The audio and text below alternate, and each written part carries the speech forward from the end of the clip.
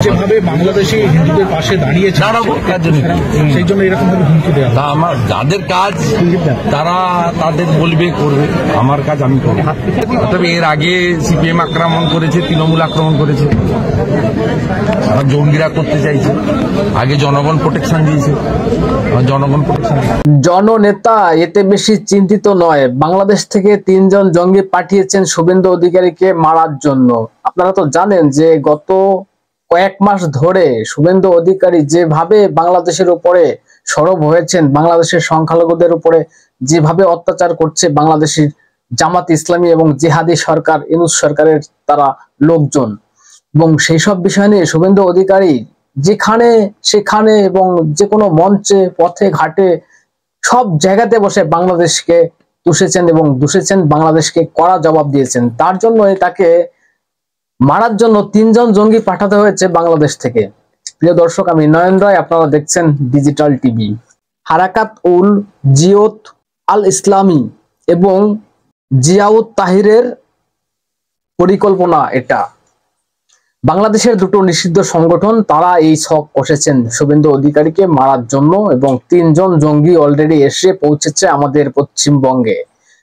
আপনারা জানেন শুভেন্দু অধিকারী এমন একজন জননেতা, তিনি যেখানে সেখানে মানুষের সঙ্গে কথা বলেন এবং মানুষকে ভালোবেসে বুকে টেনে নেন, কিন্তু সেই সুযোগে তাকে এইভাবে একটা ক্ষতির মুখে পড়তে হতে পারে এটা জানিয়েছেন কেন্দ্রীয় সংস্থা, কেন্দ্রীয় গোয়েন্দা সংস্থা এটা জানিয়েছেন। পশ্চিম বাংলার যারা সিকিউরিটি দপ্তরে আছেন, পুলিশ এবং অন্যান্য যারা ডিপার্টমেন্টে আছেন, তাদেরকে চিঠি দিয়ে জানিয়েছেন শুভেন্দু অধিকারী একজন পলিটিক্যাল নেতা এবং তার উপরে এইভাবে হামলা হতে পারে। বাংলাদেশের 3 জন জঙ্গি এসে পৌঁছেছে এই বঙ্গে এবং তারা শুভেন্দু অধিকারীকে খুনের পরিকল্পনা করছে। এটা পুলিশকে সতর্ক করলো এবং রাজ্য সরকারকে সতর্ক করলো কেন্দ্রীয় সংস্থা।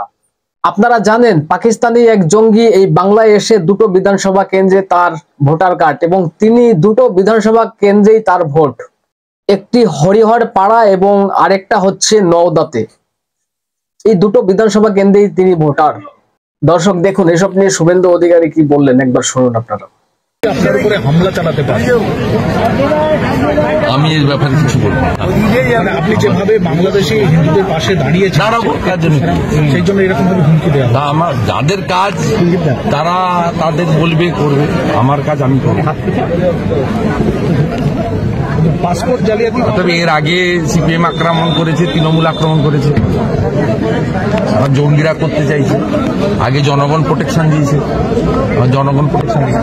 পাসপোর্ট জালিয়াতি মামলায় গ্রেপ্তার আরো একজন দত্তপুকুর থেকে ভোররাতে পাকড়াও হয়েছে। পাসপোর্ট জালিয়াতি নয়, এর সঙ্গে বড় র্যাকেট আছে। সীমান্ত দিয়ে পার করাচ্ছে, পাসপোর্ট করে দিচ্ছে, আধার কার্ড করে দিচ্ছে, ভোটার এপিক কার্ড করে দিচ্ছে। এটার বড় শুধু পাসপোর্ট নয়, এর ব্যাপ্তি অনেক বড়। এই কেস এনআইএ এবং ইডি নিয়ে নাও।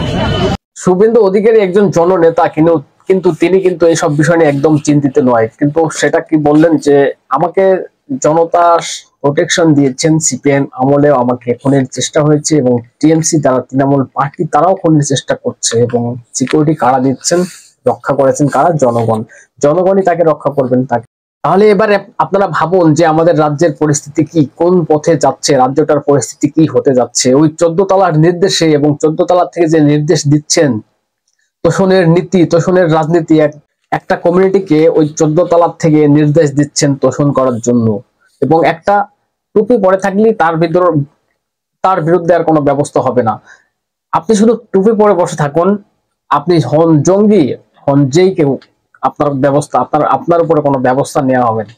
এবং শুভেন্দু অধিকারী এটাও বললেন যে কোন কোন জায়গা থেকে যারা আসছেন, দুষ্কৃতীরা আসছেন, বাংলাদেশ থেকে জঙ্গিরা আসছেন, সেইগুলো বলে দিলেন যে সেখানে অনেকটা, আপনারা তো জানেন যে অনেকটা জায়গা জুড়ে আমাদের পাঁচিল দেয়া নেই, বর্ডার দেয়া নেই, সেখানে বিএসএফ কি হাত ধরে বসে থাকবে? সারা দিন রাত 24 ঘন্টা কি হাত ধরে বসে থাকবে? বিএসএফ কত দেখবে? রাজ্য সরকারের যদি সৎ ইচ্ছা না থাকে, সৎ ভূমিকা না থাকে, আপনি কেন দিচ্ছেন না? আমি মুখ্যমন্ত্রীকে বলছি, কেন আপনি জমি দিচ্ছেন না?